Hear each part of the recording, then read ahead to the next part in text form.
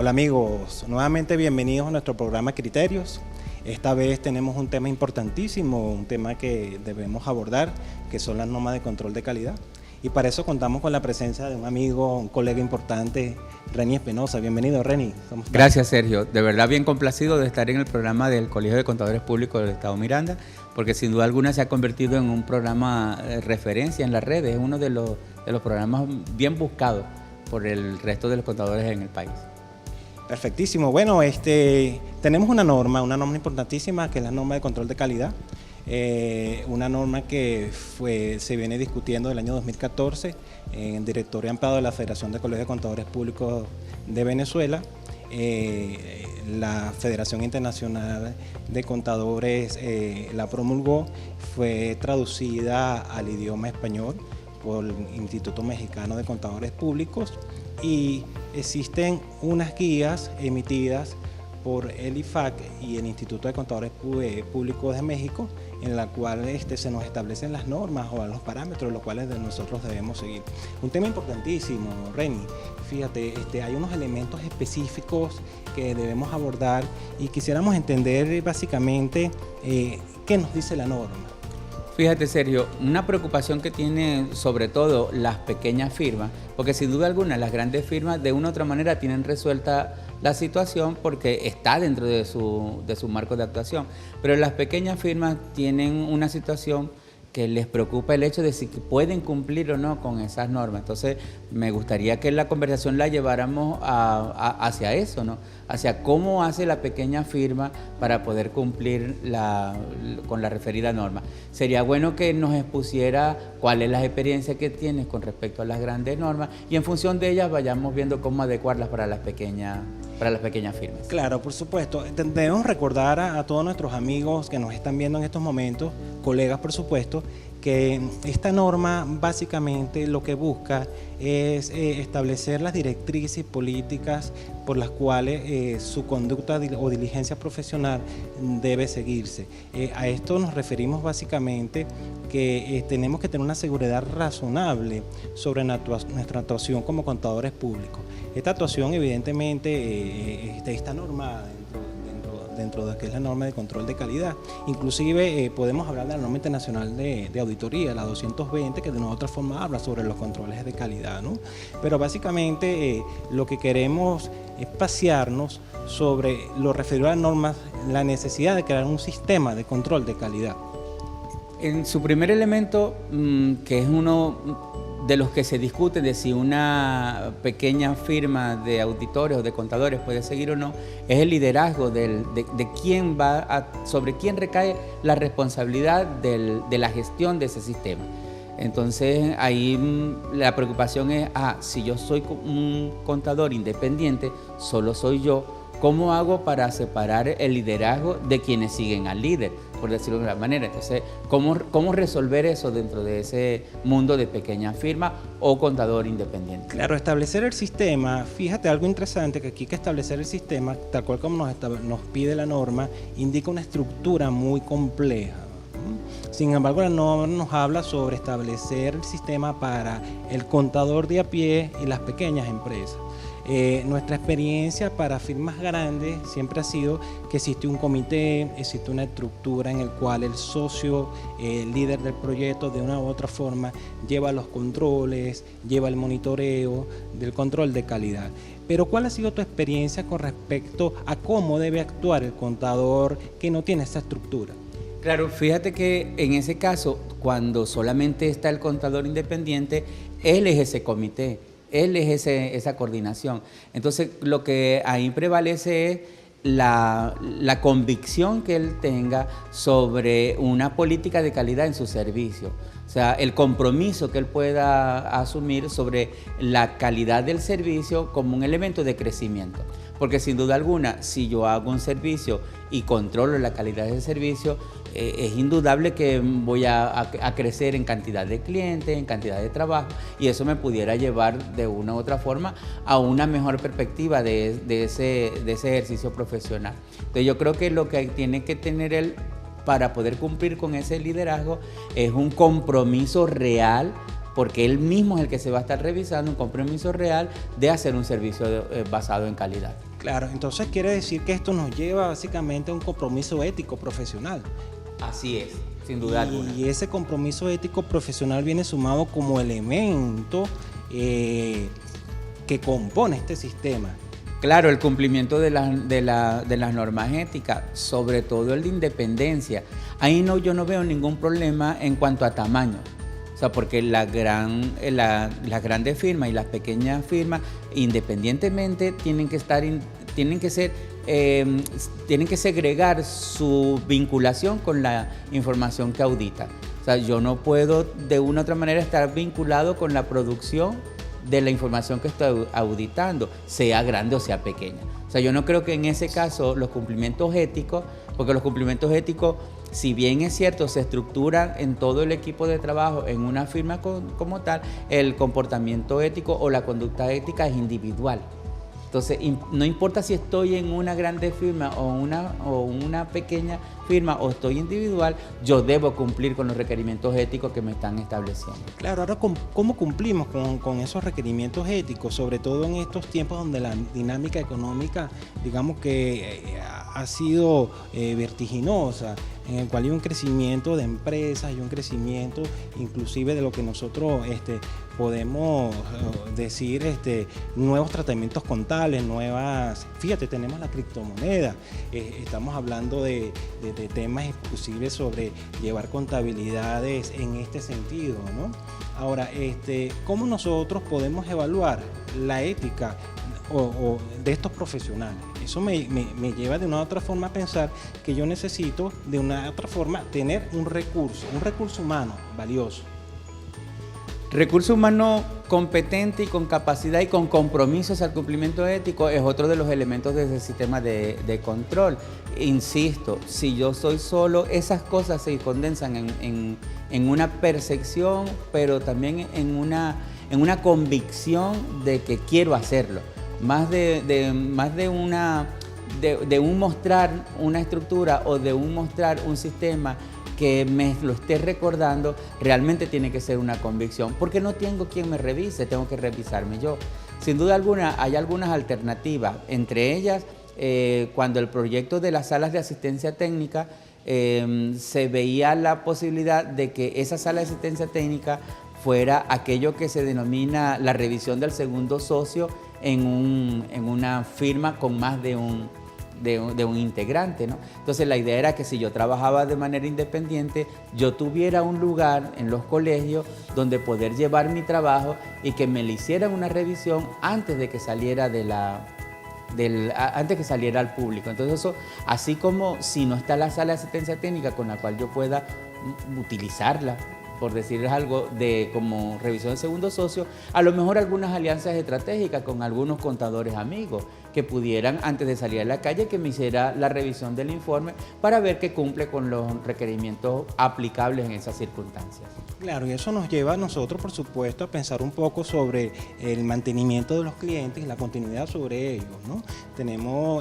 Hay unos principios que nos guían y nos ayudan en todo caso a entender que esos valores éticos nos pueden en un momento determinado llevar a prescindir de un cliente.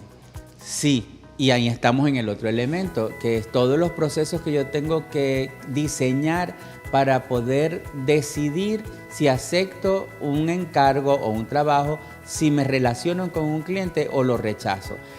Eso mira que tiene una situación bien interesante, porque no solamente es la aceptación de un trabajo, sino que hay que identificar y evaluar realmente, no el riesgo de auditoría, eso va después, el riesgo del contrato. O sea, ¿cuál es el riesgo al que yo estoy asociado o expuesto cuando yo me asocio o hago un contrato o firmo un contrato de auditoría, de revisión o de algún ejercicio profesional con un cliente que pudiera estar en alto riesgo, por ejemplo, de legitimación de capitales y de financiamiento al terrorismo? O sea, ¿hasta qué punto yo puedo soportar con esa estructura que tengo una investigación al respecto? Entonces tengo que tener mis procedimientos de aceptación del cliente definidos en función de mis recursos, pero también definidos en función de la responsabilidad que tengo ante leyes por ejemplo, como la ley orgánica a la que hago referencia. Por supuesto, y esto tiene que ver con una documentación adecuada de todo lo que estamos haciendo como actuación dentro del contador público. Una norma importantísima que tenemos que tener en cuenta es la documentación de todo nuestro actuar. Sobre eso, ¿qué puedes decir? Mira que la documentación tampoco va a distinguir entre si somos grandes o pequeños, porque la documentación de una u otra manera es el registro de lo que yo hago, o sea, de las acciones que yo tomé. Yo siempre recomiendo para el que trabaja de manera independiente o el que esté en una pequeña firma, que por lo menos se haga un resumen de 10 interrogantes para poder en la parte en la fuente de riesgo, como es la entidad, poder por lo menos indagar sobre la integridad del cliente, sobre la posición que tiene el cliente hacia la norma contable con la que está preparando, sobre la posición que tiene el cliente hacia el control interno. Ese cliente está, digamos, es propenso a mantener un desorden dentro de sus operaciones o está propenso a ordenarla, porque eso nos va a dar de una u otra manera una sensación de que la información que vamos a recibir viene más o menos en función de la conformidad que se requiere. Claro, por supuesto. La experiencia en las firmas grandes es diferente en este caso porque ya hay un modelo establecido, ya hay una evaluación de riesgo preestablecida, inclusive hay revisiones intercompañías o interredes, que se llama así, ¿no? Entonces, la recomendación básica para los contadores que no tienen esta estructura es tratar primero de identificar que ellos son los líderes responsables de todo el proceso de evaluación de los riesgos. Posteriormente entender que prevalece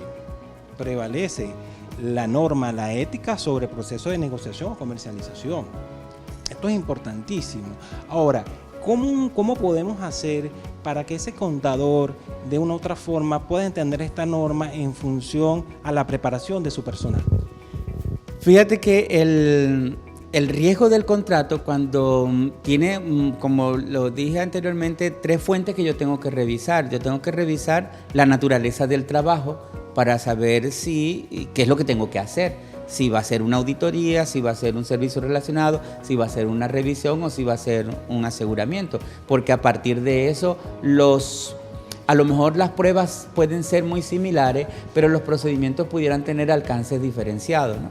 Entonces, lo primero es eso. ¿Qué es el trabajo que voy a hacer? Esa es una fuente de riesgo, porque si yo me confundo del trabajo, a lo mejor estoy dando un informe de preparación donde lo que pedían era una opinión, por decir algo, ¿no? La otra fuente de riesgo que tengo es al que tú haces referencia, la competencia.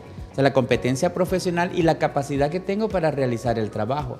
Porque yo puedo ser contador público, puedo estar autorizado para auditar a nivel de el título que me da la universidad, pero ¿cuánta experticia tengo para en un caso en particular llevar a cabo el trabajo? ¿Cómo ayudamos a esos muchachos que están contigo? Ahí yo insisto, hay que buscar alianzas. O sea, si puedo incluir dentro de los honorarios, porque los recursos de la empresa los puede cubrir, la contratación de especialistas sobre un área en la cual yo no tengo la competencia, eso es factible. Y entonces haremos procedimientos de confianza de los trabajos sobre terceros. Pero si tampoco lo puedo hacer, puedo a lo mejor hacer alianzas estratégicas con otros equipos de contadores que pudieran tener experiencia con esa y que me apoyaran en el trabajo como tal. Yo pienso que un trabajo de auditoría, por muy independiente que seamos, un trabajo de auditoría no es un trabajo para hacerlo en soledad. Yo creo que es un trabajo para hacerlo en equipo. Y si yo no tengo formalizado como estructura organizativa, como firma, sino que soy yo solo, bueno, pero para cada auditoría vamos a establecer un equipo de trabajo, o bien tanto como con los auxiliares como con los aliados que podamos tener a la par. Eso es muy importante. Fíjate que tocas un tema bastante importante aquí, porque el contador que no se ha formado en estas grandes estructuras, firmas grandes, no saben dónde buscar estos recursos. Entiendo que hay una guía emitida por el IFAC.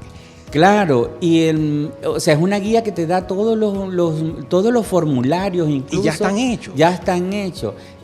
Bueno, a lo mejor tú podrás adecuarlos en función de la cantidad de ítems, porque algunos no aplicarán en ese trabajo que está, porque el trabajo es una dimensión más pequeña que el trabajo que pudiera tener, qué sé yo, una firma con una transnacional o con una empresa matriz con sucursales, que entonces los formularios están en función de las sucursales, pero tú estás trabajando con una empresa individual, entonces todo lo que tenga que ver con sucursales no lo vas a aplicar, ¿no? Sino que, entonces tú puedes ir, pero ya están hechos.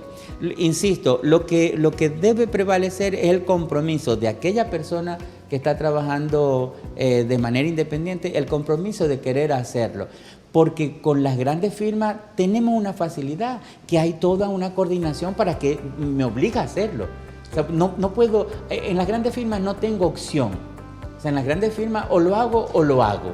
Así no. En cambio, en las pequeñas firmas hay la opción de hacerlo o no hacerlo porque no tengo quien me esté revisando. Entonces yo creo que bien importante es el compromiso, la convicción que él tenga con su profesión.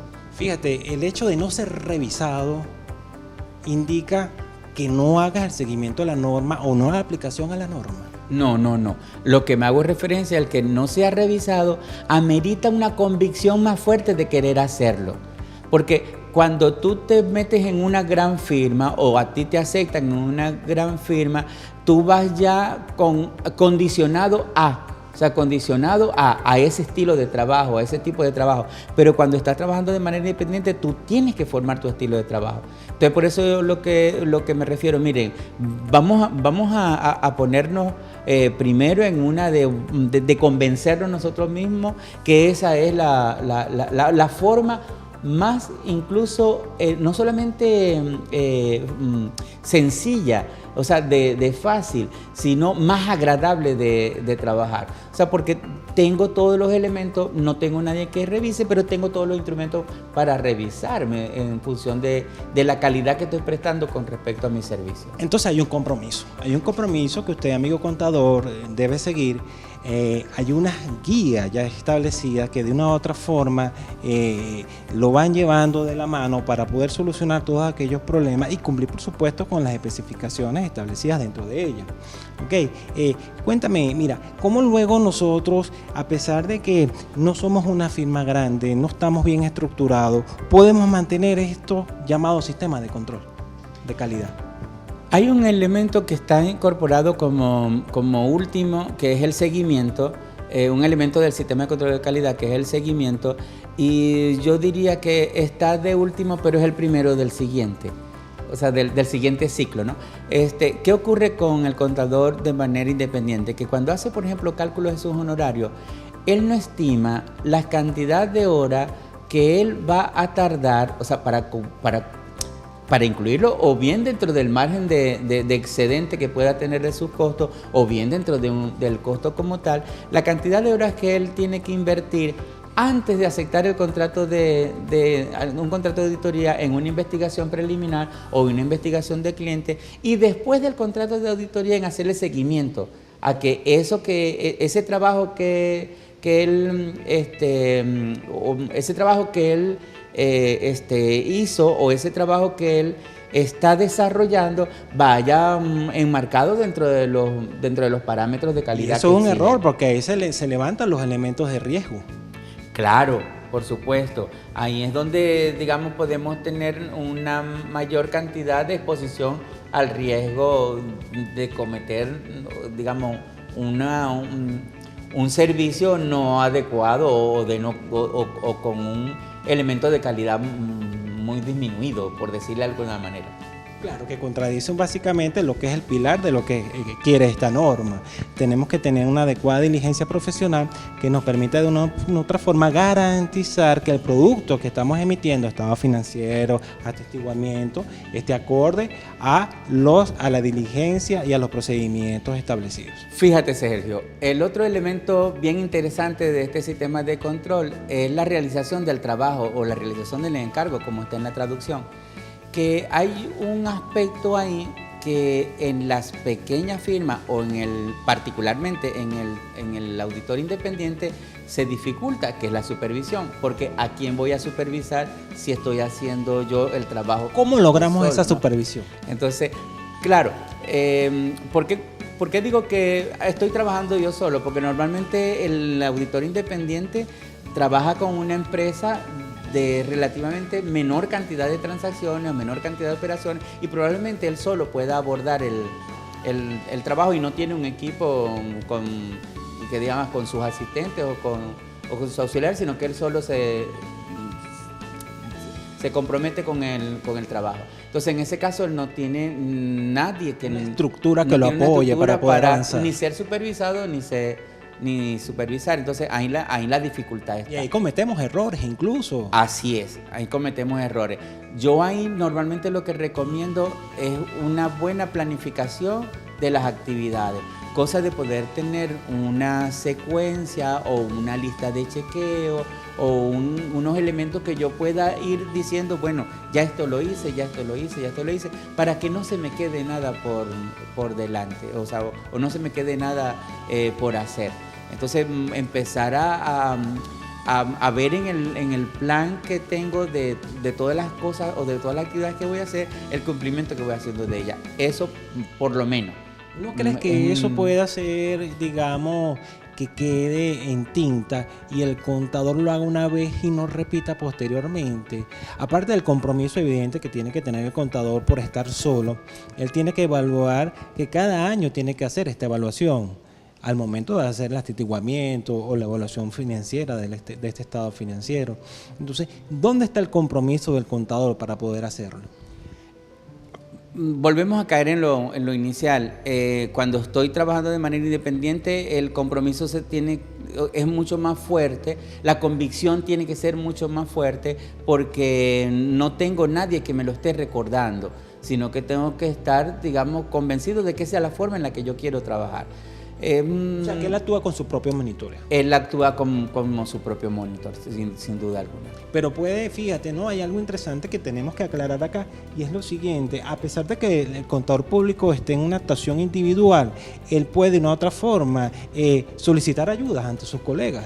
Y ahí están las alianzas estratégicas o las colaboraciones o las ayudas, como las queramos hacer, de nuestros amigos. O sea, nosotros no estamos solos en este mundo. Yo pienso que si yo quiero hacer un trabajo dentro de unos parámetros de calidad, aun cuando no tenga una estructura, un sistema de calidad estructurado, tal y como lo pueda tener una gran, tengo a lo mejor algunas personas que me puedan apoyar a hacer ese grado de supervisión. Claro, trabajaríamos con el mismo principio de evaluación de la planificación, una planificación continua donde constantemente estamos evaluando los riesgos, estamos monitoreando la actuación de nuestros clientes, evaluando cómo esa empresa se va manejando en el mercado con los nuevos retos y los nuevos paradigmas contables, económicos que la van afectando. Y en este sentido, este contador que viene de una u otra forma aplicando las normas, va revisando constantemente su actuación para posterior o lo que ha venido haciendo. Sí, es una autorrevisión. Sin duda alguna, él tiene que saber que está en un proceso de autorrevisión y ahí entonces genera, digamos, un elemento de ser más crítico aún de si estuviera revisando a otro. Claro. Pero te digo serio, son cosas que tienes que estar tú convencido de que esa es la forma en que quieres trabajar. Porque si no, pues te pudieras estar engañando creyendo que lo estás haciendo, pero sencillamente por acumular algún tipo de evidencia para ti mismo de que diga que estás dentro de ese control de calidad. Claro, y vamos ya dibujando lo que es este famoso sistema de control que nos exige la norma. Comenzamos con estos elementos básicos cuando comenzamos esta conversación y hablamos de que es el socio responsable de establecer estos controles. Hablamos sobre una vez que reconozca que tiene esa responsabilidad, tiene que evaluar sus principios éticos, que nos lleva necesariamente a entender que él debe, como único recurso humano, establecer un proceso de capacitación individual para poder abarcar este nuevo reto, los nuevos retos asociados a adquirir nuevos clientes en un mercado cambiante. Ahí en la capacitación, Sergio, ahí hay que apuntar algo, porque a veces creemos que cuando estamos estudiando la capacitación es responsabilidad de la universidad. Listo, está bien, mi formación, la universidad es la responsable de ello. Pero luego que salimos, el proceso de formación es individual. Yo no tengo, porque a veces dicen, no, el colegio o la federación tiene que... Claro, la federación y los colegios podrán dar escenarios en los cuales yo pueda fortalecer las debilidades que tengo, pero quien tiene que buscarlo es la persona de manera individual. No puedo esperar a que, por ejemplo, ahorita tenemos unos temas como la criptomoneda. No puedo esperar a que el colegio, la federación, haga algún tipo de acciones de aprendizaje sobre criptomoneda para yo poder formarme en criptomoneda. O sea, yo tengo que ya empezar a buscar ese tipo de formación. En las grandes firmas está resuelto. De una vez se hace la investigación. En las pequeñas o en el contador individual tiene que haber el compromiso de él de que tiene que estarse actualizando. Claro, y aquí me haces, tú haces un poquito de recuerdo, fíjate, en las firmas grandes siempre se selecciona el socio específico para un área porque tiene la capacidad y tiene la experiencia. Igualmente el senior, el semi-senior, y se van evaluando sus capacidades, su experticia para poder atacar a un sector específico, ¿no? Si hablamos de energía, probablemente buscarán un socio o a un senior que estén capacitados para poder hacer el trabajo asociado a los procedimientos y poder dar una respuesta adecuada y que los estados financieros estén libres de algún sesgo, ¿no? Pero también constantemente se va cambiando al socio, cada 2 años, cada 3 años, a pesar de que se mantenga el mismo cliente. Y esto tiene que ver por los procedimientos de auditoría y la evaluación de los riesgos. Los riesgos constantemente están cambiando, van aumentando y constantemente el auditor tiene que ir evaluando otros segmentos que había evaluado anteriormente. Eso ya para el contador que está solo es un poco más complicado, ¿no? Sí, porque puede ser que ese cliente a lo mejor represente, qué sé yo, un alto porcentaje de su cartera total de clientes, o a lo mejor es el único cliente. ¿Y qué prevalece? Entonces, ¿Qué prevalece? ¿Qué prevalece? Bueno, de una u otra manera el hacer el trabajo. Y a veces también el cliente, la pequeña entidad, la empresa pequeña, que es atendida también por una firma pequeña, también a veces se casa con ese estilo de revisión que le pudiera estar dando ese auditor. Yo, claro que lo aconsejo. Yo normalmente le digo a quienes se me acercan y me preguntan, bueno, si tú tienes la posibilidad de separarte de ese cliente, por lo menos en tu tercer año, o sea, que no pases más de 3 años haciendo la revisión en ese cliente, hazlo. Si tienes la posibilidad de hacerlo, tu cartera lo puede hacer. Intercámbialo. Yo le digo, haz permuta con otros contadores. Claro. Dale a ese cliente y que él te dé uno de ellos, ¿no? Porque, ¿qué sucede? Que después de 3 años ya tú estás tan involucrado con el negocio que ya sobrepasa las exigencias de las NIA, de la norma internacional de auditoría, que te dice que hay que conocer el negocio, pero no tanto como su dueño, porque vas a empezar a tratar de tomar decisiones por él. Entonces, pero no todos pueden hacer eso, de separarse, o no quieren, a lo mejor, ¿no? Claro, también, bueno, el compromiso también va sumado al hecho de que tiene que haber de una u otra forma cambios de procedimientos en la evaluación de riesgo constante. Quizá mantener un cliente por 3, 4, 5 años es beneficioso para él a nivel de comercio y en una estrategia de negocio, porque estamos hablando de socios, ¿no? O de lo que es mantenerse un negocio. Pero evidentemente tienen que entender que su ámbito de actuación tiene que ser más amplio. Y para esa amplitud necesita de una u otra forma hacer evaluaciones que anteriormente no había hecho. Así es, estoy totalmente de acuerdo. Por eso me refiero que cuando él ya tenga esa cantidad de años, yo lo que más recomiendo es busca un intercambio. Claro, un intercambio acordado con el cliente, que sí se consigue. Cosa de que, bueno, otra persona entre ahí o por lo menos otra persona revise lo que tú estés haciendo. Insisto, Sergio, nosotros no podemos seguir trabajando de manera solos. Yo creo que somos bastante como para podernos conformar en equipo, así no estemos organizados como grandes firmas. Y hablemos de los beneficios, porque fíjate que mantener este sistema de control de calidad o tratar de buscarlo, todos los elementos específicos para buscar una calidad óptima, indica que este contador podría crecer en estructura. Muchos, cuando hago mención de esto, muchos piensan que es como que una situación muy romántica, ¿no? El tratar de verlo de esa manera, ¿no? Pero creo que es una oportunidad de crecer, porque si tú te amarras a un elemento, te haces un ancla en ello y no hay posibilidad de ver hacia otras cosas, porque vas a estar pendiente de lo que te tiene amarrado. Entonces, yo pienso que hay que soltar algunas cosas, pero bueno, no todos están a lo mejor en la posibilidad de hacerlo. No, hay aspectos positivos. Fíjate tú que existe la fidelidad del cliente hacia ti porque has mejorado tus procesos de controles de calidad. Sí, pero en las grandes firmas tú tienes la posibilidad de que hay varios socios y entonces puedes hacer el cambio y la cartera no se te afecta. O sea, la cartera del cliente no se te afecta. Pero en el caso del auditor independiente, la cartera se le afecta. Entonces no es tan fácil. Yo lo recomiendo, pero estoy seguro que muchos no lo van a seguir porque no es fácil desprenderse de una cartera, menos si no he hecho relaciones con ningún otro contador como para poder hacer eso, y además la desconfianza que a lo mejor pudiera, o la incertidumbre que tengo con respecto a qué va a pasar en el futuro si dejo un cliente, por ejemplo. Quizá lo recomendable sería que este contador solicitara o trabajara con un profesional que ya haya pasado por estas firmas grandes y tenga un background correspondiente a las evaluaciones de riesgo y evaluaciones de todos los procesos de control de calidad que les permitan crecer individualmente y que lo pueda aplicar en su actuación.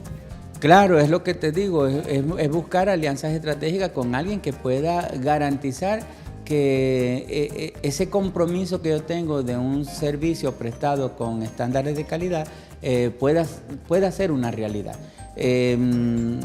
Ahí está escrito. El cumplimiento que pueda hacer yo de ello el querer cumplir va a hacer que yo consiga la alternativa correspondiente y que no me afecte mi cartera, por supuesto, de cliente, ¿no? Que pueda mantener, digamos, a ese cliente dentro de, o incluso hasta prestarle otros servicios mientras otros le hacen el trabajo que yo hice por espacio de 3 años. Y sí hay posibilidades, pero bueno. ¿Qué hemos hecho en las universidades para dar a entender esta norma? Que la estabas mencionando antes, ¿no? Mira que en las universidades, yo pertenezco al comité de educación de la federación, y en las universidades estas normas de control de calidad no aparece en muchas de las currículas. Ni en pensum. En muchas de las currículas. El comité está promoviendo una perspectiva de malla curricular basada en las normas internacionales de educación emitidas por el IFAC para la formación de contadores públicos, y uno de los aspectos que, digamos, prevalece en esa perspectiva es la ética como un eje central o transversal, y la calidad en el servicio también como un eje en ese sentido. O sea, que hemos venido trabajando en conjunto con las universidades, las casas de estudio, para de una u otra forma incentar la norma y que esté presente dentro de la mesa de trabajo de cada... Sí, aunque ese trabajo, claro, por las cosas como han venido ocurriendo, pues se ha detenido en el tiempo, pero se está en este momento en el proceso de retomar. Perfecto. Bueno, queridos amigos, queremos agradecerles su participación, su presencia a través de este canal Criterios, agradecerle, profesor, su participación, sus sabios conocimientos. Esperamos tenerlos de vuelta próximamente. Y a ustedes, queridos amigos, invitarlos nuevamente a una próxima edición de Criterios.